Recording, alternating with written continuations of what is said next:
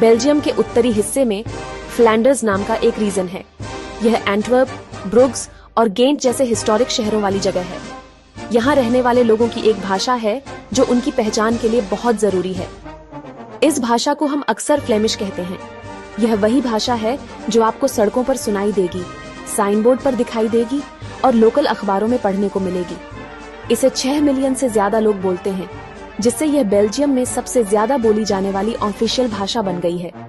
यह बेल्जियम की ज्यादातर आबादी के लिए गवर्नमेंट, एजुकेशन और रोजमर्रा की जिंदगी की भाषा है, एक जीवंत और जिंदा जबान जो इस रीजन के दिल में गूंजती है।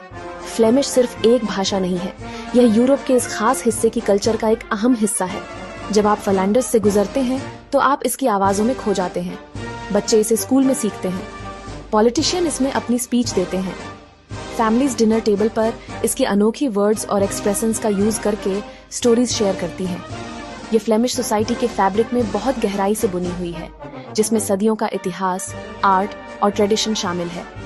फ्लैंडर्स को समझने के लिए उसकी भाषा की इम्पोर्टेंस को समझना होगा, जो बेल्जियम स्टेट के भीतर उसके डिस्टिंक्ट कल्चरल लैंडस्केप का एक प्राइमरी मार्कर का काम करती है। ये समझना कि फ्लेमिश कहाँ बोली जाती है आसान है। इमेजिन करो कि बेल्जियम के बीच में एक लाइन खींची गई है। इस लाइन के नॉर्थ का एरिया फ्लैंडर्स है। इसमें West Flanders, East Flanders, Antwerp, Flemish Brabant और लिम्बर्ग जैसे बड़े प्रोविंस शामिल हैं। इनमें से हर जगह ऑफिशियल भाषा डच है, लेकिन लोग जिस लोकल वेरिएंट को बोलते हैं उसे हम फ्लेमिश कहते हैं।